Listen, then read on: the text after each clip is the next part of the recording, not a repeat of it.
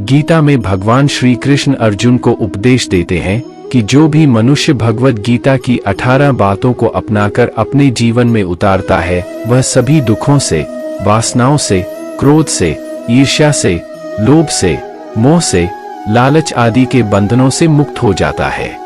आगे जानते हैं भगवद गीता की 18 ज्ञान की बातें। 1. आनंद मनुष्य के भीतर ही निवास करता है, परंतु मनुष्य उसे स्त्री में, घर में और बाहरी सुखों में खोज रहा है। भगवान कृष्ण का कहना है कि आनंद मनुष्य के भीतर ही निवास करता है। यहाँ वे मानव जीवन की गहराई में आत्मा की महत्वपूर्णता को बता रहे हैं। आनंद को पाने के लिए बाहरी वस्तुओं में नहीं, अपितु अपने भीतरी अनुभवों में खोजना चाहिए। यह उक्ति मनुष्य को अपने आत्मा के साथ संवाद करने की प्रेरणा देती है, जिससे वह सच्चे आनंद की प्राप्ति कर सके।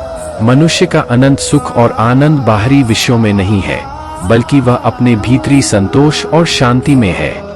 यह भगवान कृष्ण का संदेश है कि मनुष्य को अपनी आत्मा के विकास और समृद्धि की दिशा में ध्यान केंद्रित करना चाहिए। वह अपनी आत्मा के अनंत आनंद का अनुभव करता है जब वह अपने अंतरंग संघर्षों को जीत लेता है और अपने मन की शांति को प्राप्त करता है। भगवान कृष्ण का यह उपदेश हमें यह बताता है कि बाहरी सुखों की खोज में हम अक्सर आत्मसंतोष का अहंकार करते हैं, जो हमें सच्चे आनंद से वंचित कर देता है। इसलिए हमें अपनी आत्मा की खोज में लगना चाहिए, जो हमें वास्तविक आनंद और सुख की प्राप्ति में मदद करेगा। 2. श्री कृष्ण कहते हैं कि भगवान उपासना केवल शरीर से ही नहीं बल्कि मन से करनी चाहिए। भगवान का वंदन उन्हें प्रेम बंधन में बांधता है। भगवद गीता में श्री कृष्ण ने जीवन के महत्वपूर्ण सिद्धांतों को बहुत ही सरलता से व्यक्त किया है। उन्होंने कहा है कि भगवान की पूजा केवल शारीरिक रूप से ही नहीं बल्कि मानसिक और आत्मिक रूप से भी होनी चाहिए। भगवान के प्रति प्रेम और विश्वास के साथ ही उन्हें समर्पित करना चाहिए। यह प्रेम बंधन ही हमें भगवान से जोड़ता है और हमें उनकी प्राप्ति की ओर ले जाता है। भगवान उपासना का आदर्श स्थान देते हैं क्योंकि यह हमें अपने आप को समर्पित करने की ओर प्रेरित करता है। उनके अनुग्रह से ही हम इस ब्रह्मांड के सृष्टि और संचालन की महत्ता को समझ सकते हैं। उनके उपासना में हमारा मन प्रसन्न होता है, जिससे हमें चित्त शांति, संतोष और सकारात्मकता मिलती है। भगवान के प्रति प्रेम की अप्रतिमता में हमारा आत्मविश्वास और साहस बढ़ जाता है। हमें यह समझना चाहिए कि भगवान का सच्चा दर्शन और उनकी उपासना ही हमारे जीवन का उद्देश्य होना चाहिए। उनकी उपासना से हमें शांति, संतोष और आत्मविश्वास मिलता है। भगवान के प्रति प्रेम और विश्वास हमें उनके साथ हमेशा जुड़ा रहने की शक्ति प्रदान करता है। जब हम भगवान की उपासना करते हैं तो हमें उनकी प्राप्ति के लिए प्रयास करने की निरंतर उत्सुकता मिलती है। यह हमें जीवन में सफलता की दिशा में आगे बढ़ने में मदद करता है। भगवान का प्रेम हमें समस्त संदेहों और भयों से मुक्त करता है। वह हमें आत्मनिर्भरता और आत्मविश्वास प्रदान करते हैं। उनकी उपासना से हम आत्मा की शुद्धि और उच्चतम स्थिति को प्राप्त कर सकते हैं। भगवान के प्रति प्रेम बंधन के माध्यम से ही हम अपने आत्मा को पावन और प्रकाशमय बना सकते हैं। यह हमें संसार में सभी जीवों के प्रति करुणा और समर्पण की भावना देता है।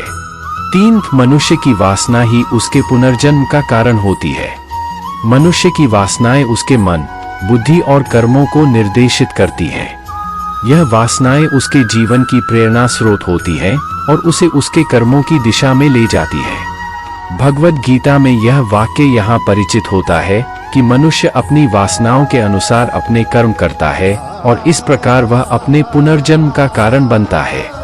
श्री कृष्ण इस वाक्य के माध्यम से बताते हैं कि मनुष्य के कर्मों और वासनाओं के संयोग से ही वह अपने भविष्य का निर्माण करता है। यदि उसकी वासनाएं उच्च स्तर की हैं, तो वह उच्च जीवन की दिशा में बढ़ता है और यदि वे कमजोर हैं, तो वह अधोगति की ओर जाता है। इस वाक्य में श्री कृष्ण ने मनुष्य के जीवन के गहरे तत्वों को समझाया है।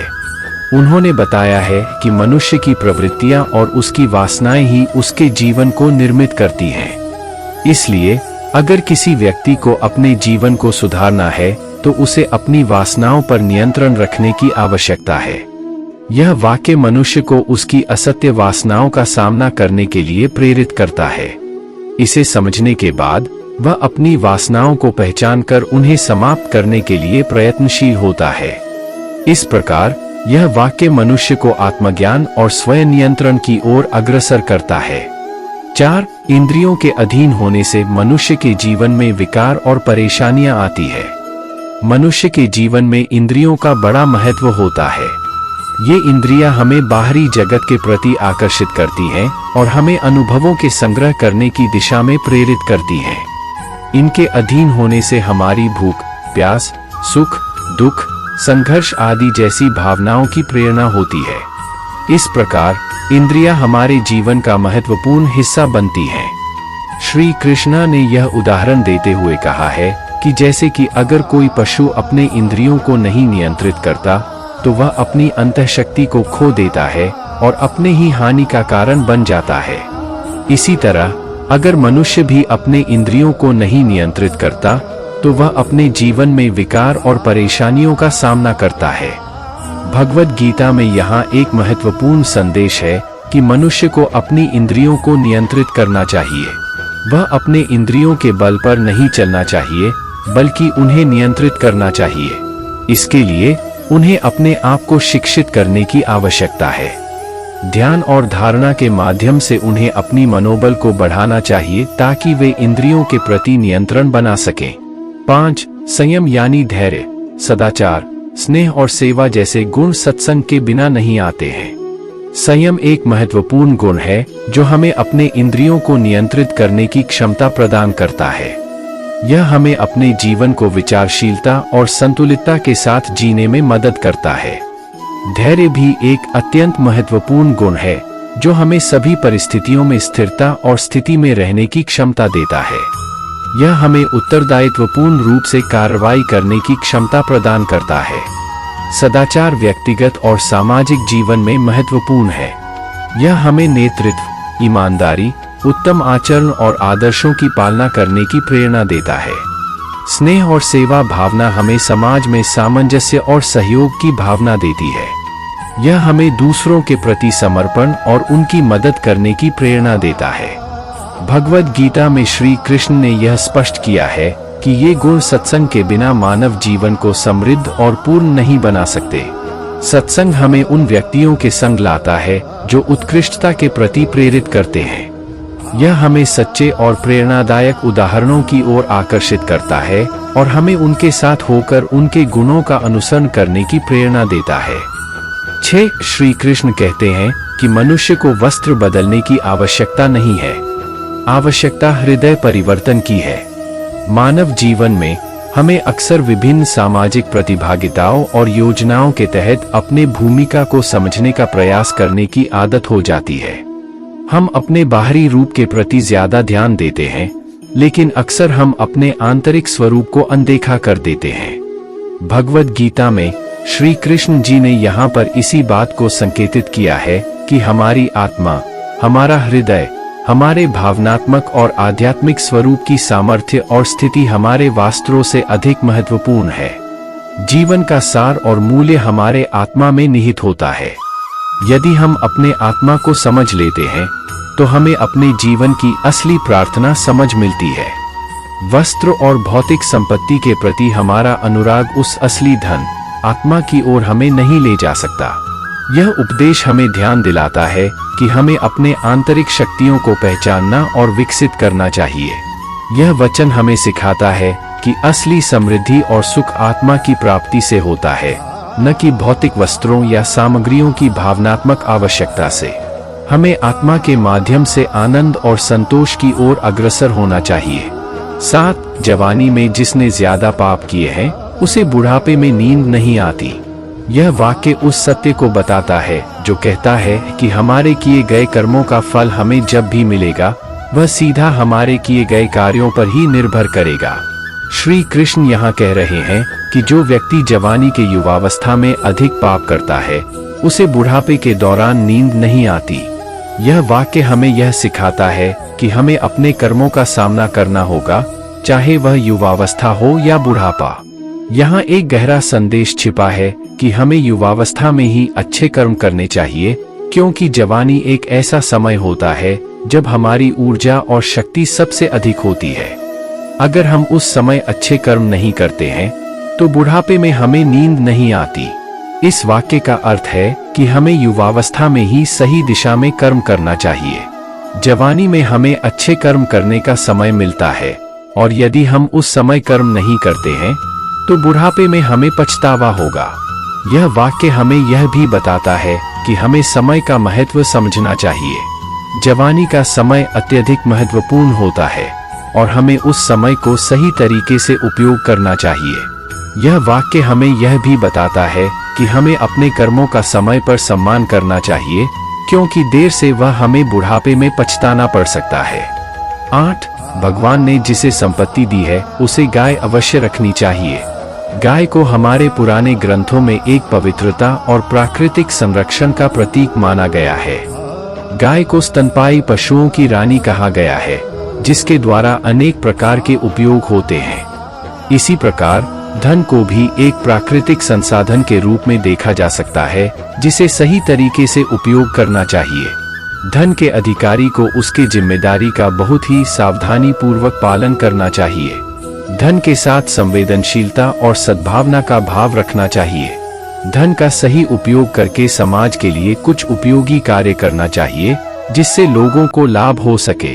इस तरह से धन का संपादन करने वाले व्यक्ति को अपनी संपत्ति का सही उपयोग करके समाज को उन्नति की दिशा में सहायता करना चाहिए। धन के सही उपयोग का मतलब यह नहीं कि आपको अपनी संपत्ति को समाज में बिताने के लिए हर किसी को देना होगा, बल्कि यह मतलब है कि आपको अपने धन का सही व्यवहार करना होगा। समाज के लिए उपयोगी कामों में धन का योगदान देना, गरीबों और असहाय लोगों की सहायता करना, यह सभी उपाय धन के सही उपयोग का हिस्सा हो सकते हैं। 9. जुआ, मदिरापान, परस्त्रीगमन, अनैतिक संबंध, हिंसा, असत्य, मद, आसक्ति और निर्दयता, इन सब में कलयुग का वास है। जुआ और मदिरापान के बारे में कहा गया है कि ये मनुष्य को अनैतिक और अधर्मी बनाते हैं। जुआ खेलना और मदिरा पीना शरीर और मन को नष्ट करता है और व्यक्ति को बुरी आदतों में पड़ने का मार्ग दिखाता है। परस्त्रीगमन या अनैतिक संबंध के माध्यम से भी व्यक्ति का अधर्म बढ़ता है। इससे परिवार और समाज में विश्वासघात होता है और नैतिकता की मूल्यों का हनन होता है। हिंसा की बात करते हुए कहा गया है कि यह एक पाप है जो मानवता को अपमानित करता है। हिंसा से केवल दुख ही होता है, न कि कोई शांति और समृद्धि। असत्य और मद के बारे में कहा गया है कि ये भ्रष्टाचार के मार्ग को बढ़ावा देते हैं। जब लोग सत्य को छोड़कर असत्य की ओर बढ़ते हैं तो समाज में अविश्वास, बेईमानी और संकट बढ़ जाता है। आसक्ति और निर्दयता के बारे में कहा गया है कि ये दोनों ही मनुष्य की आत्मा को क्षीण करते हैं और उसे सांसारिक बंधनों में फंसा देते हैं। आसक्ति और निर्दयता में लिप्त होने से व्यक्ति को अनंत कष्ट का सामना करना पड़ता है। 10. अधिकारी शिष्य को सद्गुरु, अच्छा गुरु अवश्य मिलता है। जीवन का मार्ग चुनने के लिए गुरु की महत्ता को समझना अत्यंत आवश्यक है। एक अच्छा गुरु हमें सही दिशा दिखाने में सहायक होता है और हमें उच्चतम ज्ञान की ओर ले जाता है। गुरु का अर्थ होता है जो हमें ज्ञान देता है, जो हमें अनुभव के माध्यम से शिक्षा प्रदान करता है और जो हमें अपने जीवन में सही दिशा में ले जाता है। यही कारण है कि गीता में भगवान कृष्ण ने अधिकारी शिष्य को सद्गुरु अवश्य मिलता है कहा है। अधिकारी शिष्य का अर्थ होता है वह व्यक्ति जो जिज्ञासा और आविष्कार की भावना से युक्त है, जो अपने जीवन को समझने और उसमें सुधार करने के लिए प्रतिबद्ध है। ऐसे शिष्य को गुरु का मार्गदर्शन सही रूप में प्राप्त होता है, जो उसे अधिकारी बनाता है। जब शिष्य और गुरु का यह संबंध सही होता है तो शिक्षा और ज्ञान का प्रवाह स्वतः ही होता है। एक अच्छा गुरु हमें न केवल ज्ञान देता है, बल्कि वह हमें समझने की क्षमता भी प्रदान करता है। वह हमें अपने अनुभवों से सिखाता है और हमें उस राह पर चलने के लिए प्रेरित करता है जो हमें अधिकारी और संतुलित बनाता है। गुरु का महत्व हमें यह भी सिखाता है कि हमें अपने गुरु का सम्मान करना चाहिए और उनके उपदेशों का पालन करना चाहिए। 11. श्री कृष्ण कहते हैं कि मनुष्य को अपने मन को बार बार समझाना चाहिए कि ईश्वर के सिवाय उसका कोई नहीं है। साथ ही यह विचार करना चाहिए कि उसका कोई नहीं है, साथ ही वह किसी का नहीं है। उन्होंने यह बताया कि मनुष्य को अपने मन को समझना और इसे नियंत्रित करना अत्यंत आवश्यक है। मन का वशीकरण ही वास्तविक धर्म है। भगवान श्री कृष्ण कहते हैं कि मनुष्य को समझना चाहिए कि ईश्वर के सिवाय उसका कोई और साथी नहीं है। वह अकेला ही सच्चा साथी, संगी और साक्षी है। जब तक मनुष्य यह समझ नहीं लेता कि ईश्वर ही सब कुछ है, तब तक उसे आत्मज्ञान की प्राप्ति नहीं हो सकती। 12 भोग में क्षणिक, क्षण भर के लिए सुख है, साथ ही त्याग में स्थायी आनंद है। भोग और त्याग दोनों ही मानव जीवन के महत्वपूर्ण हिस्से हैं। भोग से हमें जीवन में कुछ सुख मिलता है, लेकिन यह सुख अनित्य होता है। भोग में एक क्षण का सुख मिलता है, परंतु फिर उसके बाद दुख का सामना करना पड़ता है। इसके विपरीत त्याग से हमें स्थायी आनंद मिलता है।